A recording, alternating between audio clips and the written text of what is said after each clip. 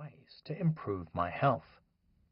While making this documentary, Eat, Fast, Live Longer, I came across the work of scientists such as Dr. Mark Mattson at the National Institute on Aging and Dr. Krista Varady at the University of Illinois at Chicago, who were researching something called intermittent fasting. Years of animal research and numerous human trials have shown the multiple benefits to be had from periodically reducing your calorie intake. These include not only weight loss, but improvements in mood and memory. So I went on what I called the 5-to-2 diet. Eat normally 5 days a week, cut calories to around 600 on the other 2 days, and found it surprisingly manageable. I lost 20 pounds in 12 weeks, and my blood sugar levels and cholesterol levels returned to normal. After making the documentary, I wrote a book with Mimi Spencer called The Fast Diet, which included not only the science behind intermittent fasting, but also a practical guide on how to do it. For more, visit thefastdiet.co.uk. Our book was not aimed at diabetics, however, and I wondered at the time if what had happened to me was unusual, so I decided to look more closely into the science linking calories, carbohydrates, obesity, insulin, and diabetics. That quest has resulted in this book. Why now?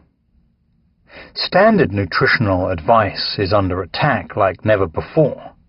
The age-old instruction to eat low-fat has been seriously undermined by numerous studies that show it's rarely effective, and people who go on it often find it hard to stick to.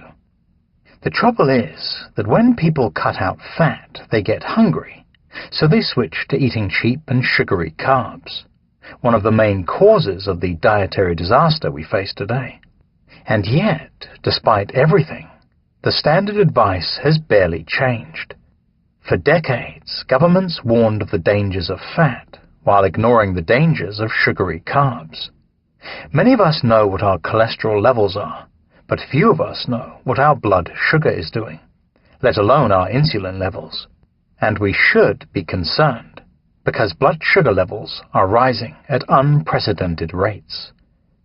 A recent study published in the British Medical Journal found that the percentage of people in the United Kingdom who have pre-diabetes, blood sugar levels that are abnormally high but not yet in the diabetic range, has tripled in the last 10 years, up from 11% to over 35%.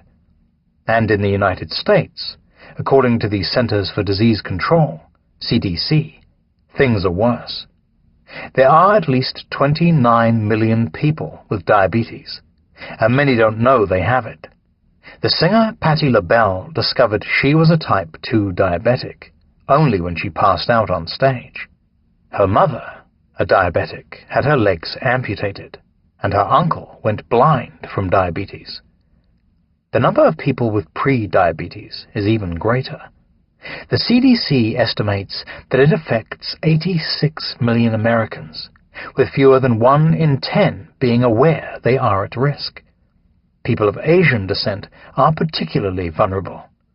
Researchers recently estimated that more than 100 million people in that country now have diabetes, while 500 million have pre-diabetes. Again, most are blissfully unaware. And pre-diabetes matters, not just because it normally leads to diabetes, but because it is closely linked to metabolic syndrome, sometimes called Syndrome X or insulin-resistant syndrome. You may or may not have heard of metabolic syndrome, but it is incredibly common, and it is on the rise. 10 years ago, I'd never heard of it. Now, it's everywhere. Metabolic syndrome is also known as the deadly quartet because, in addition to raised blood sugar, it includes hypertension, abdominal obesity, and abnormal levels of cholesterol and fat in the blood. Linking them all is the hormone insulin, which you'll be reading a lot more about in this book.